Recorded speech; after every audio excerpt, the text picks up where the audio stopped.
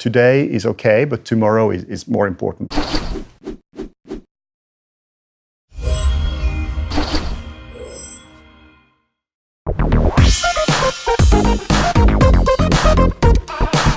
Frode, thank you very much for joining us today. It's always a pleasure to have you here in our studio. The topic we're going to discuss today, a really fascinating one actually. We're always hearing about the new generation, millennials, diversifying the workplace as well. But what kind of impact does this have on maybe old, not necessarily old school leaders, but how does this affect the leaders and how can they sort of adapt to this new environment, as it were? Yeah, there is a huge change in companies and organizations because of several factors that are contemporaneous. So you have the millennials that are half of the workforce now, which means they have new expectations, different expectations to how they want to be managed and how they want to manage their lives. You have technologies that are enabling us to work in a totally different way. So with remote work, it goes faster, it's more complex, but it's also more simple if you harness these tools. And at the same time, we have old school business models, like the 60s and the 70s American management theories that are still being applied, with the McGregors and MBTI and what have you not. These kind of things are still there, Maslow, These kind of things are still being used, but they are not applicable to this kind of new setting, in fact, in the same way. So you need to find new reference points for how you construct your leadership in your company so that it can correspond to what the expectations now are and to the potential that you have of unleashing leadership better in your organization. So you mentioned there that millennials now comprise of more than 50% of the workforce. What do they want and how do you kind of approach working with millennials and leading millennials, as it were? We can learn 2-3 things from them. We can learn that you need to have a dynamic work balance.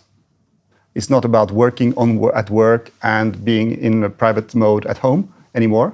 These are intertwined. You work whenever you want, whenever you can, which then entails discipline, which millennials don't always have, but for sure need. We all need that. So you need to have this kind of definition of what is a private life, what kind of life do you have outside of work. You are not as defined by your role and your function in life, in work, as you were before. It's much more hybrid. You are different personas during a day.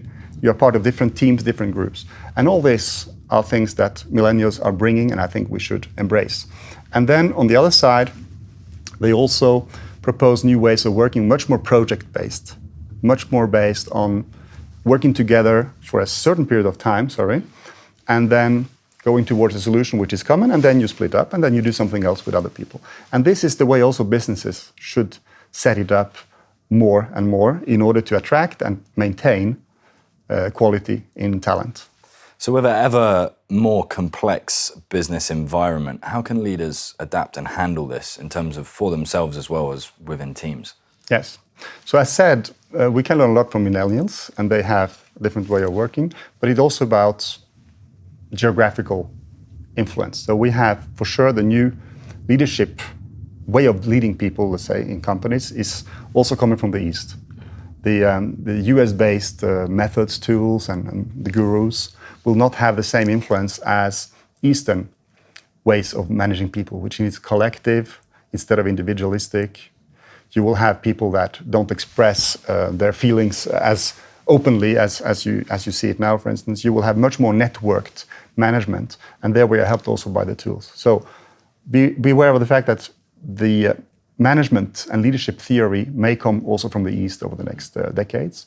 Then you have something about, today is okay, but tomorrow is more important, I think, in terms of leadership capability. So when you construct a leadership model, you should also think about what will happen with the business over the next year. So the capacity of anticipating, of being in the digital world and so on. Mm-hmm.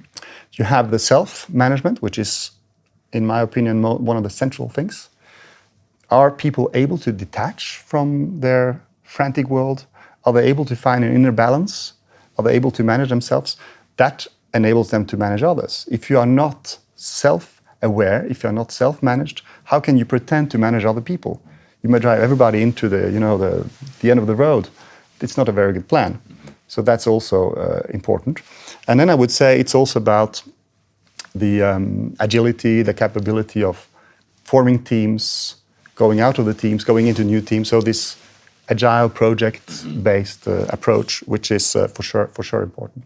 So these are things that these are paths that you can take towards leadership models. So the business world is changing a lot, but what's also changing is the society and the makeups of those societies. How big of an issue is diversity within leadership? Yeah, I see two levels of diversity that are important. One is the one you will first think of probably, which is the gender diversity. So there is a problem because we don't have enough diverse opinions in boardrooms.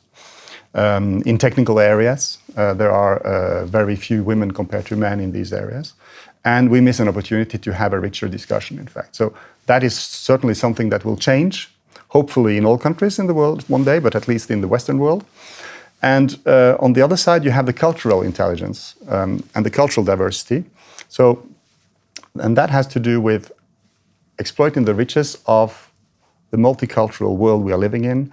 And in every company like yours, like mine, you know, we are people coming from different backgrounds, geographical backgrounds, we have different histories. And this is a riches that we can use also to the benefit of the company, because we have different ways of creating, of finding new ideas, of implementing things, of correcting them, and so on.